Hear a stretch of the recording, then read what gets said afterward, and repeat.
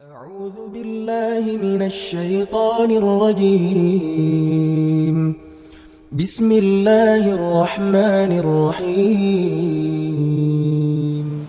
إن الحمد لله نحمده ونستعينه ونستغفره ونعوذ بالله من شرور أنفسنا ومن سيئات أعمالنا من يهده الله فلا مضل له ومن يضلل فلا هادي له وأشهد أن لا إله إلا الله وحده لا شريك له وأشهد أن محمدا عبده ورسوله الذي لا نبي ورسول بعده اللهم صل وسلم وبارك على نبينا وحبيبنا وشفيعنا وقدوتنا محمد بن عبد الله صلى الله عليه وسلم وعلى آله وأصحابه ومن تبعه بإحسان إلى آخر الأنام. قال الله تعالى في كتابه الكريم أعوذ بالله من الشيطان الرجيم يا أيها الذين آمنوا اتقوا الله حق تقاته ولا تموتن إلا وأنتم مسلمون. وفي آية أخرى قال جل ثناؤه يا أيها الناس اتقوا ربكم الذي خلقكم من نفس واحدة وخلق منها زوجها وبث منهما رجالا كثيرا ونساء واتقوا الله الذي تساءلون به والأرحام إن الله كان عليكم رقيبا. وقال أيضا يا أيها الذين آمنوا اتقوا الله وقولوا قولا سديدا يصلح لكم أعمالكم ويغفر لكم ذنوبكم ومن يطع الله ورسوله فقد فاز فوزا عظيما.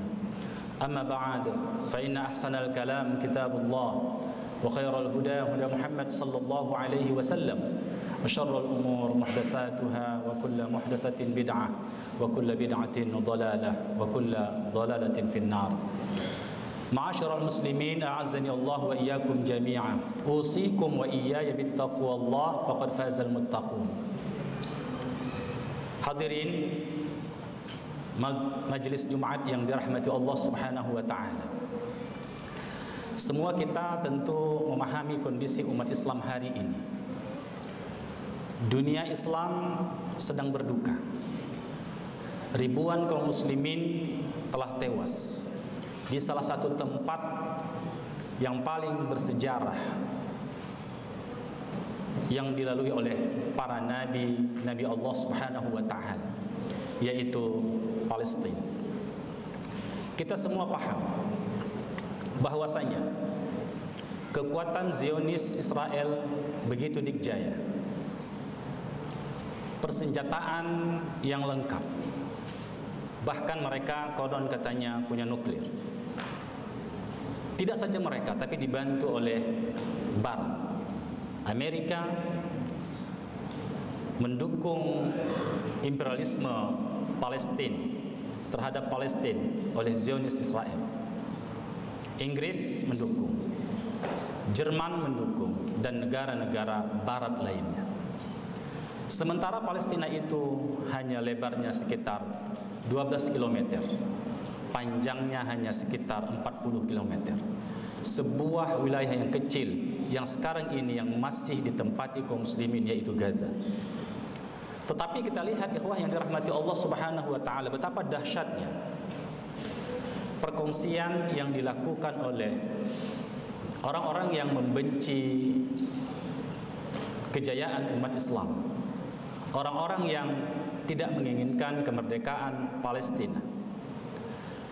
Apa yang terjadi hari ini itu bukan berdiri sendiri pada hari ini, tetapi jauh sebelum itu. Sejarah Yahudi berinteraksi dengan kaum muslimin itu dimulai sejak Nabi kita Shallallahu Alaihi Wasallam menginjakkan kakinya di kota Madinah.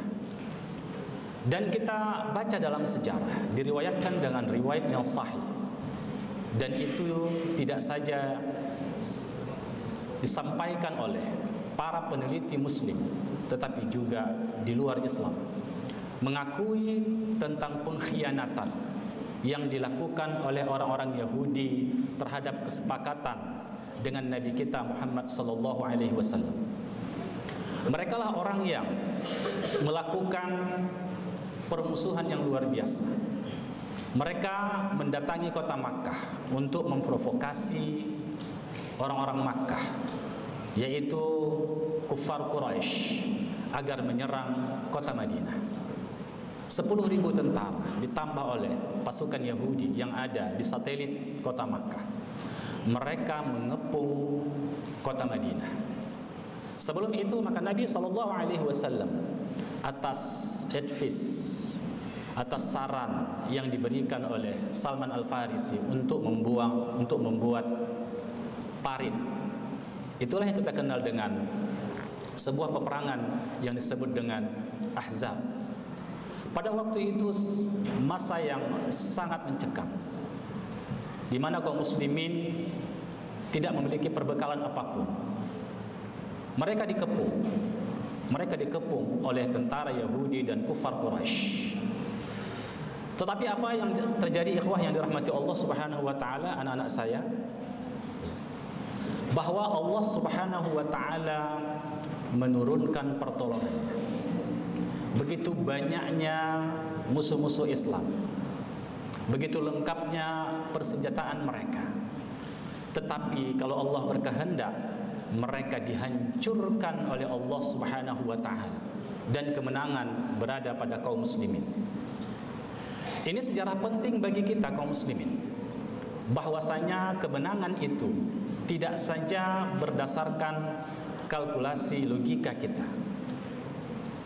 Manusia ini itu dibangun dari dua hal, yang bersifat materi dan yang bersifat spiritual. Semesta ini dibangun juga demikian. Alam tarau anna Allah sakhkhara lakum ma fis samawati wa ma fil ardi wa asbagha 'alaikum ni'amahu zahiratan wa batinah. Ada yang bisa kita lihat, ada yang tidak bisa kita lihat. Dan kita meyakini bahwasanya kekuasaan Allah tidak terbatas, tidak terikat oleh ruang dan waktu, tidak terikat oleh materi, dan apapun bisa terjadi ketika Allah berkehendak.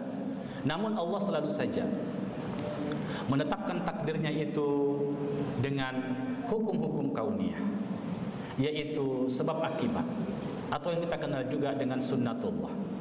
Tetapi tidak selamanya sunnatullah itu, hukum-hukum kauniyah itu menjadi patokan kita dalam segala hal, termasuk dalam kemenangan pada sebuah pertempuran. Di mana kita mengetahui banyak sekali pertempuran di mana di antara dua pasukan itu ada yang tidak memiliki persenjataan yang lengkap, jumlah yang sangat sedikit, tapi bisa mengalahkan musuhnya yang jauh lebih perkasa. Jumlahnya mayoritas, jumlahnya sangat banyak, dan perlengkapan lengkap.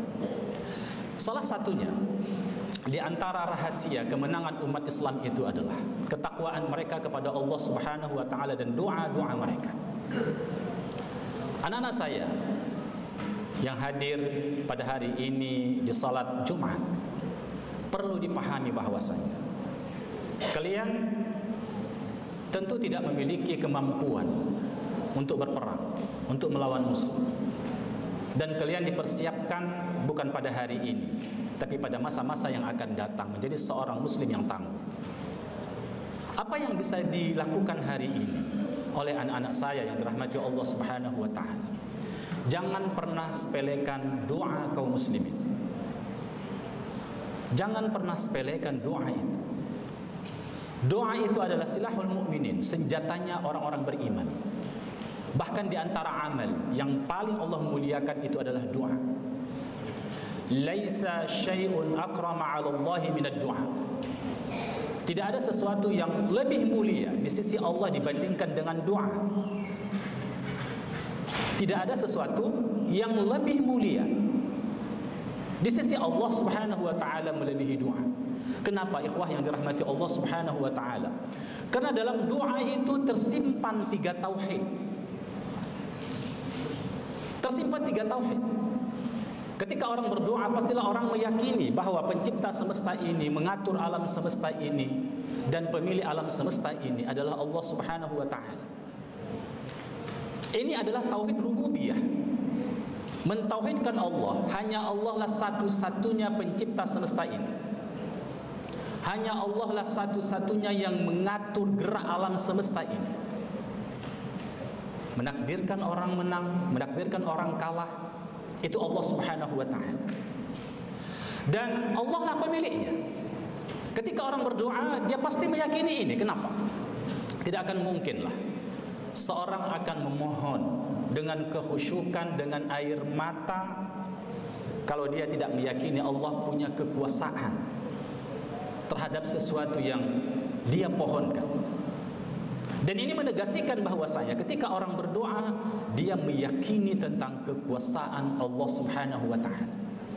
Itu menegaskan tentang tauhid, yaitu tauhid rububiyah Allah Subhanahu wa ta'ala. Dan ketika orang berdoa juga,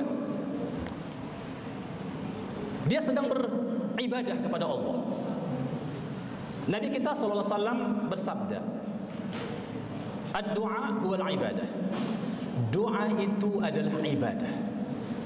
Doa itu adalah ibadah. Maka ketika orang berdoa, maka dia sedang beribadah kepada Allah Subhanahu wa ta'ala.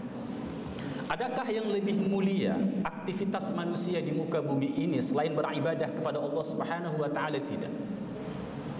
Dan ketika orang mengatakan ya Rabb, unsur, wahai Rabb kami, bantu kami, dia sedang berdoa.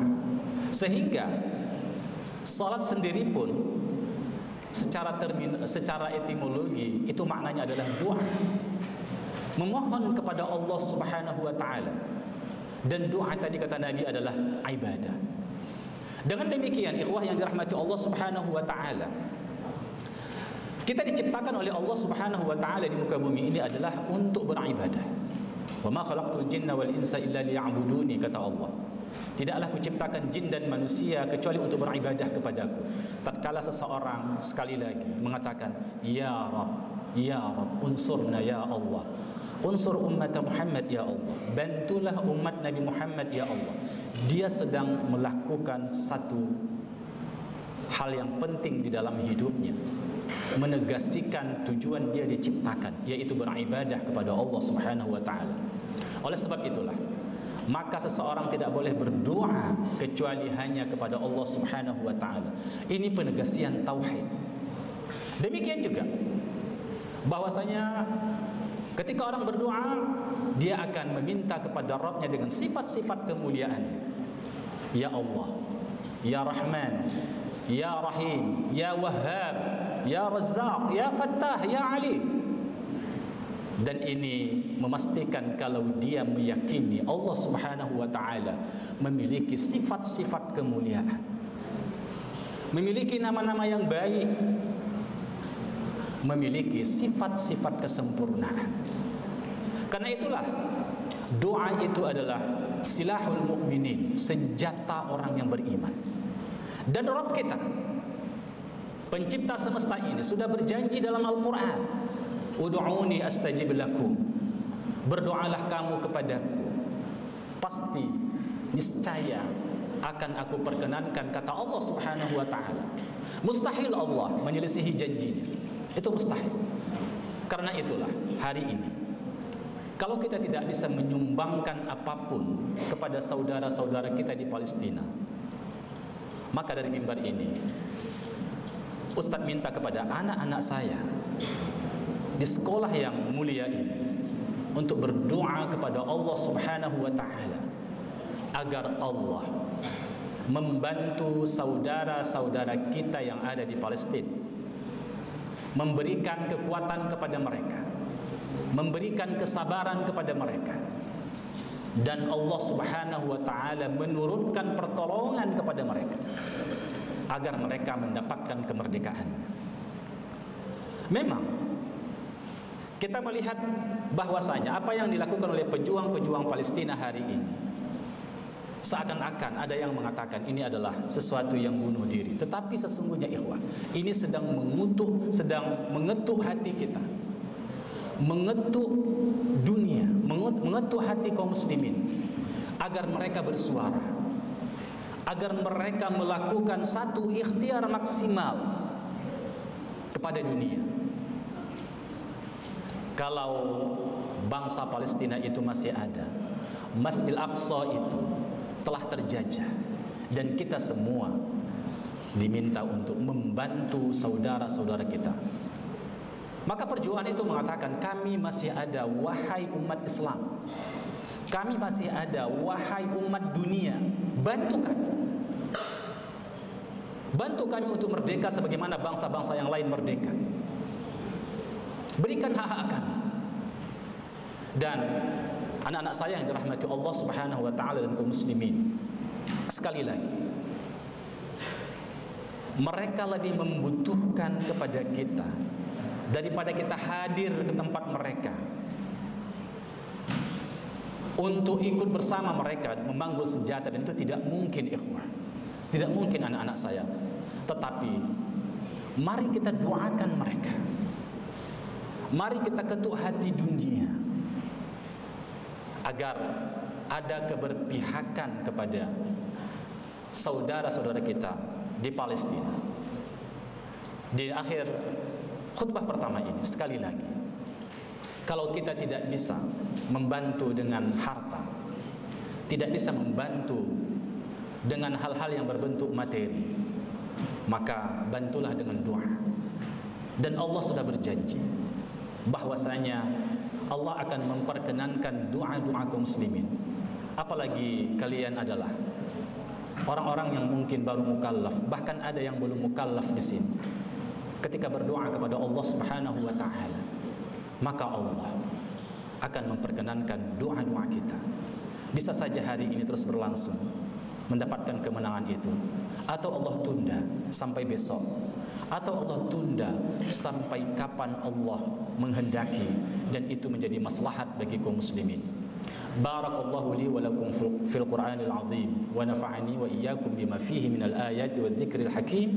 Aqulu qawli hadza fastaghfirullah innallaha ghafurur rahim.